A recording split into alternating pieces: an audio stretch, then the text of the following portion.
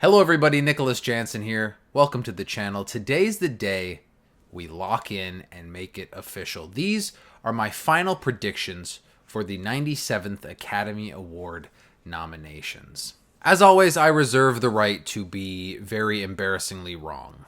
Now let's start off by taking a look at the big one, Best Picture.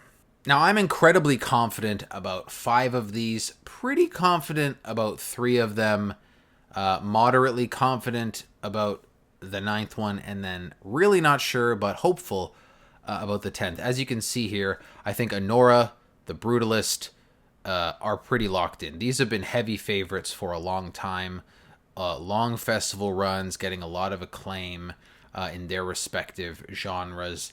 Then we have Emilia Perez, the pariah of award season this year, but a movie that the industry has loved since it debuted at Cannes. Then rounding out the top 5 is Conclave and A Complete Unknown. Conclave is classic Oscar.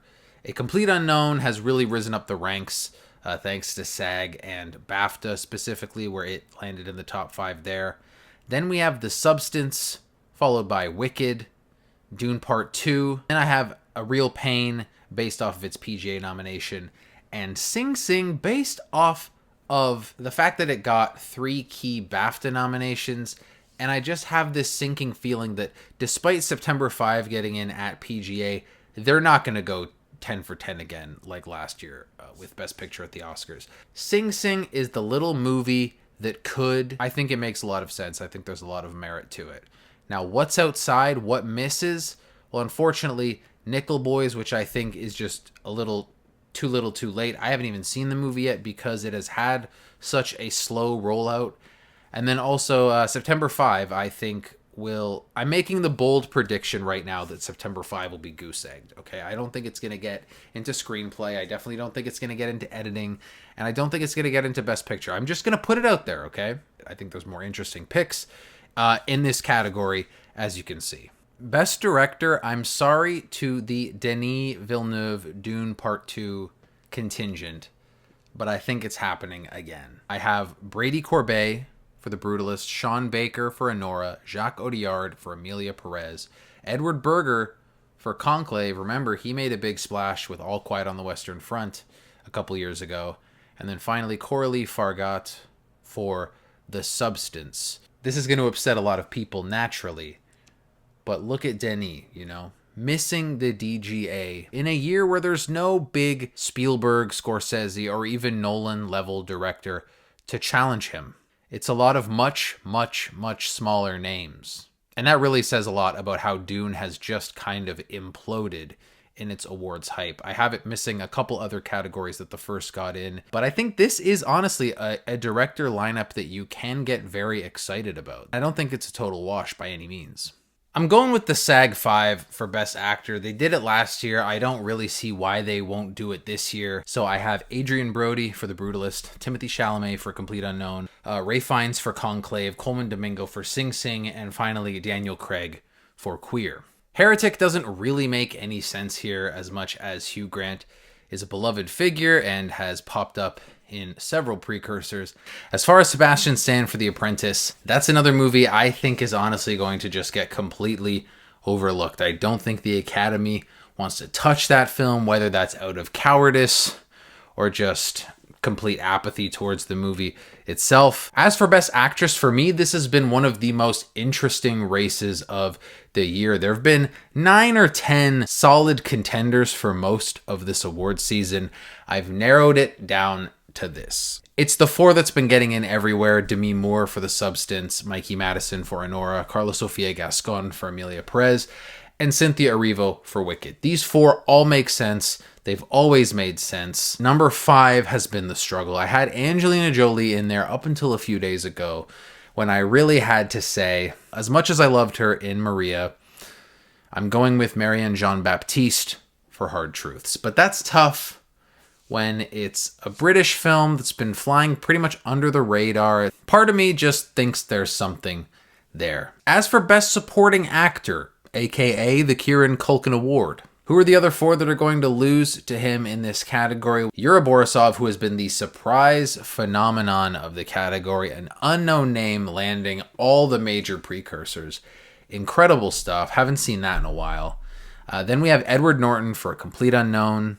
We have Guy Pearce for The Brutalist, who I think is firmly in there. And finally, the biggest bet probably of the acting categories, a manifestation, Clarence Macklin for Sing Sing. Look, it was really between that or Jeremy Strong, and similar to my Sebastian Stan logic, despite being the bigger name in a flashy biopic, I think Clarence Macklin will cross that finish line. He'll get the job done. And Best Supporting Actress is a mess. Apart from Zoe Saldana for Emilia Perez and Ariana Grande for Wicked, who are the only two that I am entirely confident about, this has been a mixed match at every other award ceremony.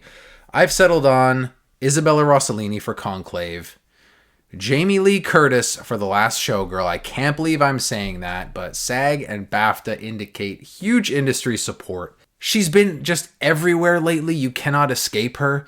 And the last time we underestimated her, she ended up on that stage with an Oscar trophy in her hand. So I've learned better than to doubt Jamie Lee Curtis.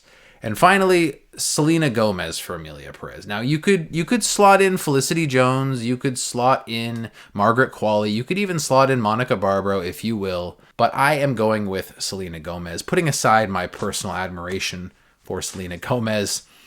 It just feels like this is going to happen. She's another one that has been underestimated at certain awards bodies and gotten in at others. I think BAFTA was a huge show of support. I just don't see how that's so crazy, especially with the Emilia Perez love the way it is. Screenplay. It doesn't really get any easier from here. Let's start off with original screenplay, which I think is a little more straightforward. I don't know if either really are. I have Anora getting in. That's still my frontrunner to win this category. Then I have A Real Pain, which just screams screenplay movie. Then I got The Brutalist. I don't see why it wouldn't get in, especially with the strength of that film overall. Then I have The Substance, which is a pretty sure thing, which is crazy to say. When you think about what kind of movie that is, it's crazy that has the potential for a Best Actress win, that has the potential for a Best Director nomination, that is considered a screenplay movie. But it's risen so far in the ranks these past couple months. And then number 5, because I want good things to happen and I'm going to start manifesting those good things, I am putting Challengers in that number 5 slot. Please. If that's the one that gets goose-egged, I'll end it all. Moving on to Best Adapted Screenplay, I have Conclave number 1. That is the front runner in my opinion. That's definitely more than likely going to take home that award. A Complete Unknown in the number 2 slot. I feel like that, when I saw that, the strength of that screenplay was clearly evident. Next I have Nickel Boys. Might just have to settle for this screenplay category. Followed by Emilia Perez, similar to The Brutalist, just off the strength of that movie, the potential for double-digit nominations. And then another controversial opinion, Sing Sing in place of Dune Part 2 and even Wicked, these bigger blockbuster films. I know, it's going to hurt for some people, I think, on Oscar morning. I think Sing Sing feels good for picture, 2 actors, and screenplay. I think that's a good little package for Sing Sing if it got out there at just the right time, and I really want that for it. Best Cinematography. The Brutalist has a very good chance to win. Dune Part 2, it is more of the same, but it is very good work from Greg Fraser. We got Conclave, Nosferatu, and Maria. I'm going rogue here. I'm going with the lone nomination for Maria in cinematography. Sue me. Editing, we got Dune Part 2, Anora, The Brutalist, Conclave, and Emilia Perez. It seems boring just to pick 5 arbitrary Best Picture nominees, but all of these make justifiable sense.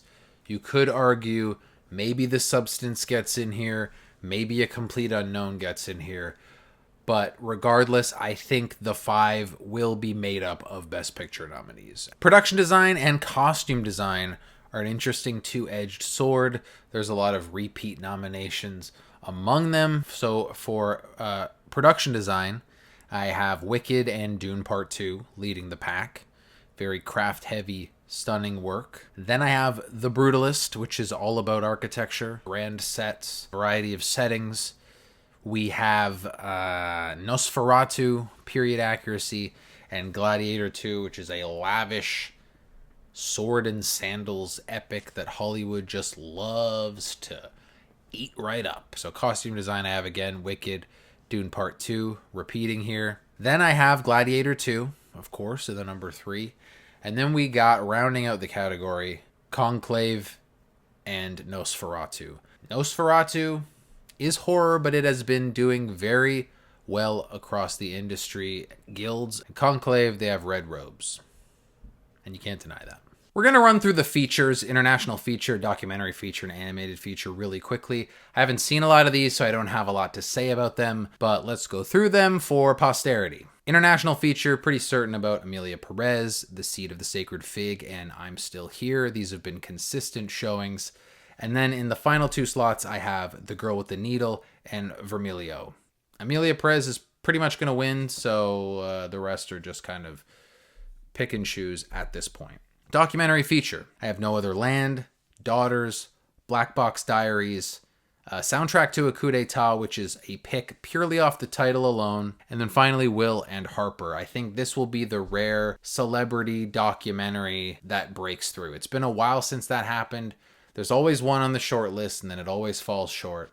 But I think Will and Harper, it's topical on top of being celebrity driven. And finally, animated feature.